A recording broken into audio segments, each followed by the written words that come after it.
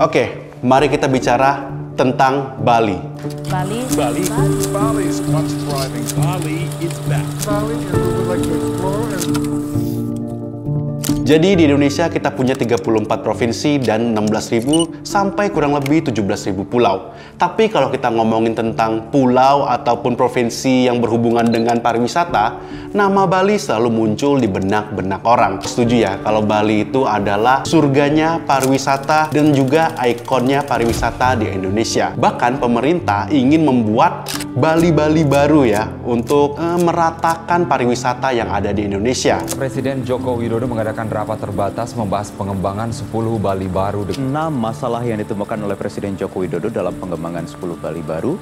Oleh sebab itu sekali lagi 10 Bali baru ini harus cepat dirampungkan. Tapi setelah bertahun-tahun hingga puluhan tahun setelah konsep Bali baru tersebut ada, kayaknya belum ada daerah wisata yang bisa menyandingi Bali ataupun melebihi Bali. So pertanyaannya, kenapa Bali begitu spesial untuk urusan pariwisata dan bahkan orang-orang luar negeri pun lebih kenal Bali dibandingkan Indonesia? Sesuai pengalamanku yang sudah pernah keliling Indonesia dan juga udah stay di Bali 5 tahun, aku mengumpulkan 5 faktor utama yang menurutku menjadikan Bali sebagai tempat wisata yang sangat perfect.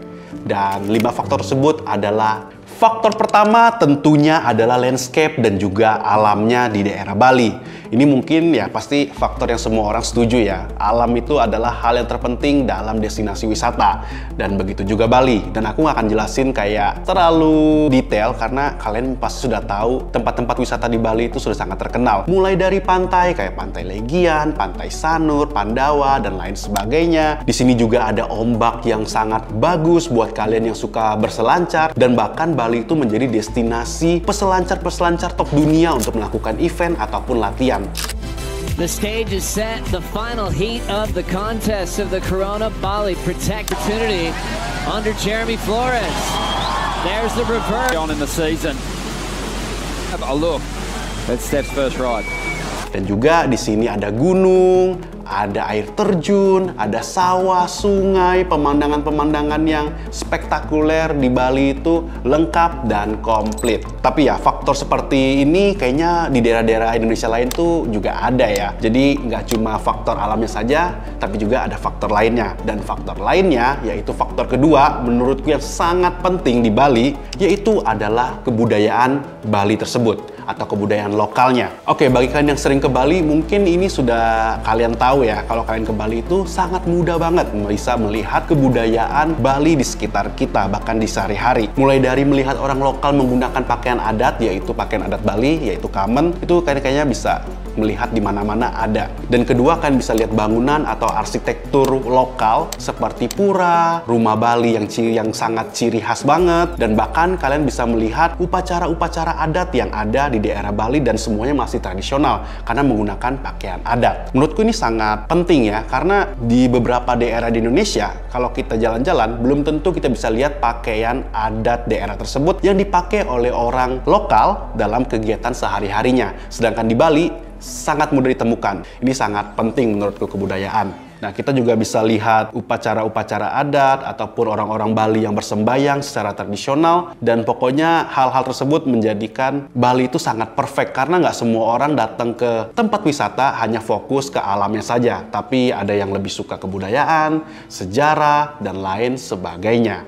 Nah, masih ngomong tentang kebudayaan Bali juga sangat mendukung tentang pariwisata. Itu terlihat dari konsep orang Bali, yaitu adalah keselarasan hidup. Kalau kalian ketemu orang Bali dan bertanya, ini pasti mereka akan jawab benar sekali. Jadi masyarakat di Bali itu percaya kalau manusia itu tidak boleh lebih tinggi atau mendominasi dibandingkan alam, hewan, dan lain sebagainya. Jadi semua itu harus hidup dalam keselarasan dan keharmonisannya. Makanya kalau di Bali, tempat-tempat wisata yang masih alami itu selalu dijaga dan tidak dirusak dengan bangunan-bangunan yang tidak terlalu perlu. Kalau bisa tidak merusak alam tersebut gitu loh. Kalian mungkin sering lihat kayak pohon beringin di dalam pura atau di kawasan pura yang membuat keeksotisannya tetap dijaga. Dan salah satu contoh kebudayaan yang menurutku bagus yaitu adalah nyepi. Kalian tahu kan kalau masyarakat Bali itu kalau nyepi nggak boleh beraktivitas sama sekali selama 24 jam. Nah, itu memberikan kesempatan buat alam untuk bernafas dan enggak terkena polusi dari manusia selama sehari itu. Jadi nggak ada kendaraan, tidak ada lampu, tidak ada masak-masak, listrik kayak gitu. Dengan konsep seperti itu, keselarasan manusia, alam, dan juga binatang akhirnya membuat Bali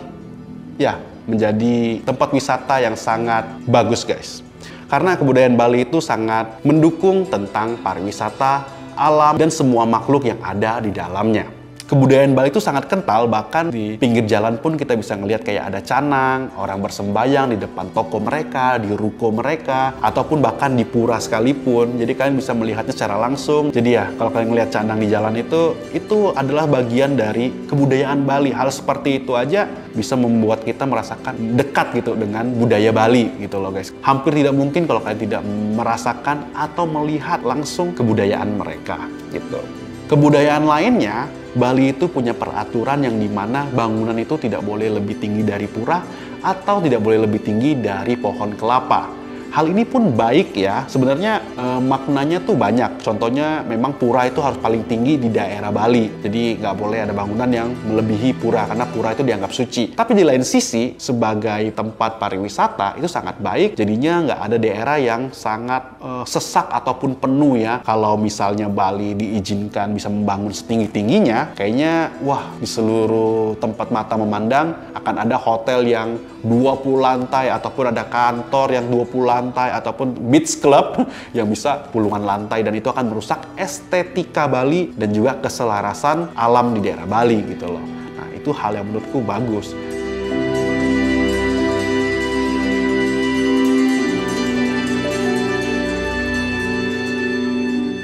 Faktor berikutnya adalah faktor masyarakat Bali sendiri.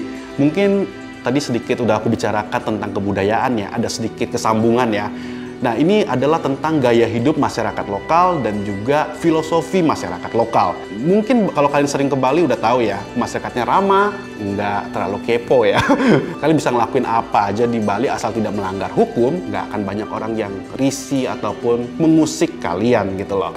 Oke, masyarakat di Bali itu punya prinsip tentang karma. Menurut mereka itu, semua orang punya karmanya sendiri-sendiri. Jadi apa yang orang itu lakukan saat ini, nantinya akan mendapatkan karma. Kalau melakukan hal baik, akan mendapatkan hal baik. Kalau hal buruk, akan mendapatkan karma buruk. Oleh karena itu, orang Bali tidak terlalu ngusilin ataupun kepoin kehidupan orang, karena mereka percaya orang tersebut akan bertanggung jawab dengan apa yang mereka lakukan hari ini. Kalau kalian minum alkohol di pinggir pantai, kayak bir gitu, orang ngelihat di sini tuh udah kayak biasa. Itu karmamu sendiri, menurutmu baik atau enggak ya urusanmu sendiri. Kurang lebih seperti itu. Dan juga masyarakat Bali itu udah terbiasa dengan turis ya, karena mereka sudah lama membukakan diri terhadap turis, karena masyarakatnya tuh welcome, open minded, jadi gampang gitu menerima kebudayaan baru. Karena di Bali itu nggak hanya cuma turis domestik, tapi juga ada turis dari luar negeri, mancanegara yang datang ke sini. Jadi masyarakat di sini kayaknya udah nggak kaget dengan kebudayaan manapun, jadi udah terbiasa.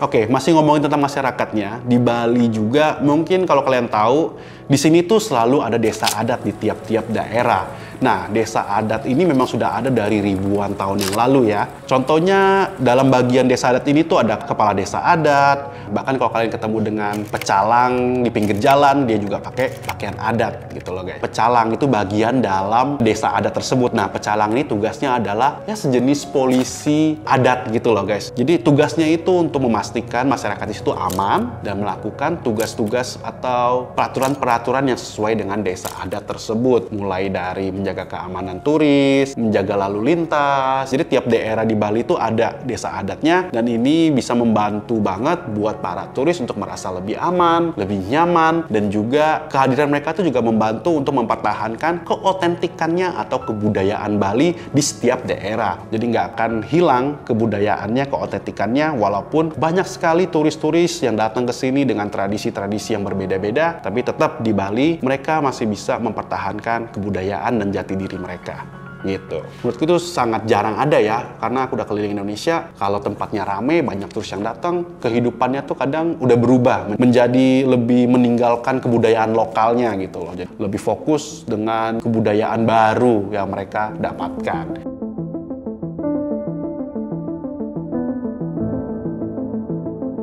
Nah, yang keempat adalah lifestyle atau gaya hidup. Ini luas banget, tapi ini sangat penting. Bagian dari lifestyle itu contohnya adalah akomodasi dalam berpariwisata ya, karena kan dalam wisata tuh kalian butuh transportasi, butuh penginapan, restoran, hiburan, dan lain sebagainya. Dan di Bali ini adalah rajanya lifestyle atau gaya hidup. Contohnya, kalau kalian ke Bali, kalau tiket pesawat sih kalian bisa pilih lah ya, ini berjibun di Bali, bahkan ada yang diskon, mau pakai maskapai A, B, C, business class, economy class, first class, ada semua. Dan begitu juga dengan hotelnya.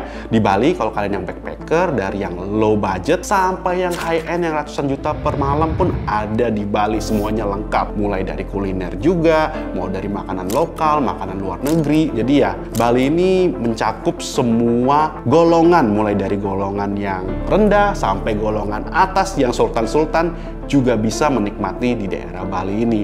Nah, ini sangat penting ya, lifestyle ini. Kalau kalian nggak percaya, kalian buka aja Google Map di Bali, klik aja Beach Club di Bali ya. Kalian lihat dan nanti akan keluar puluhan hingga ratusan opsi beach club yang ada di Bali. Nah, itulah salah satu hal yang dimana membuat Bali itu selalu diinginkan oleh orang-orang untuk berwisata, atau bahkan orang-orang yang udah pernah datang pun ingin balik lagi ke Bali karena mereka memang punya segala hal. Dan aku tahu banyak orang datang ke Bali itu hanya untuk menikmati lifestyle-nya saja. Ya, contohnya selebgram ataupun artis-artis yang datang ke Bali setahun tuh bisa 3-4 kali, ngapain gitu kalau bukan karena lifestyle-nya gitu.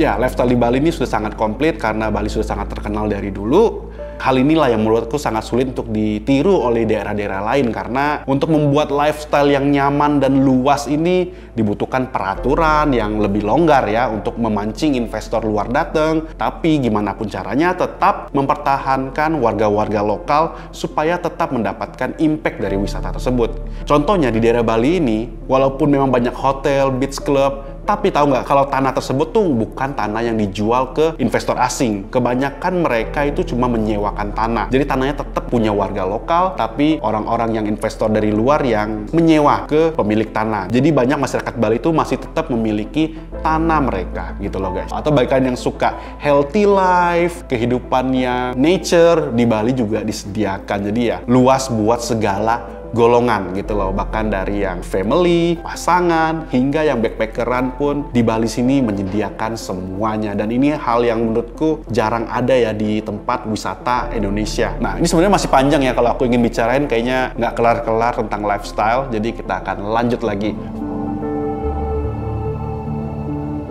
Faktor terakhir dan faktor kelima menurut aku sangat penting adalah faktor religi. Oke, ini agak sedikit membingungkan, tapi akan aku jelaskan. Religi ini apa sih guys? Sebenarnya religi itu maknanya luas ya. Nah, karena aku sering ketemu dengan turis-turis yang ada di Bali, dan mereka tuh bilang kalau mereka ke Bali itu buat healing. Healing dalam artian bukan, mungkin maknanya sekarang udah berubah ya, karena orang dikit-dikit ngomongnya healing. Tapi sebenarnya Bali ini adalah surganya orang-orang untuk menemukan religi atau menghealing diri mereka. Karena kalau kalian tahu ada film yang namanya tuh Eat, Pray, Love gitu loh.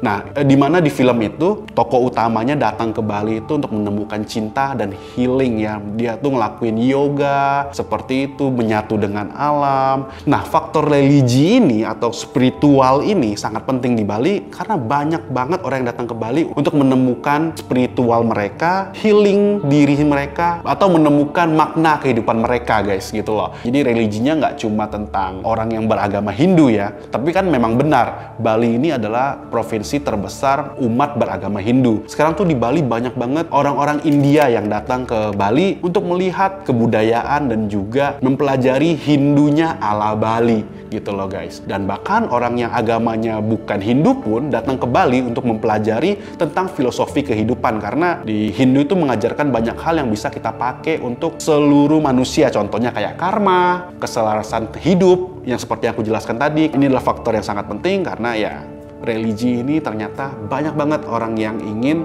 mendapatkannya atau menemukannya di Bali sini.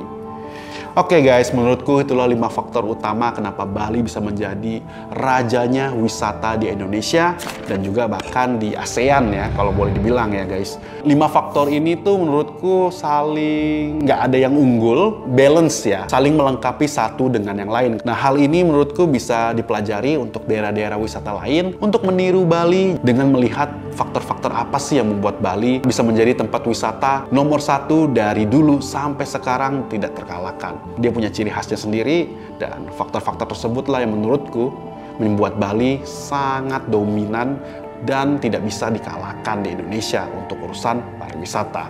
So guys, kurang lebih seperti itu videonya. Jika kalian tertarik dengan video seperti ini, nantinya akan aku buat lagi video dengan tipe yang sama. Kalian komen aja di bawah. Oke, I'm Rick Senti. See you guys.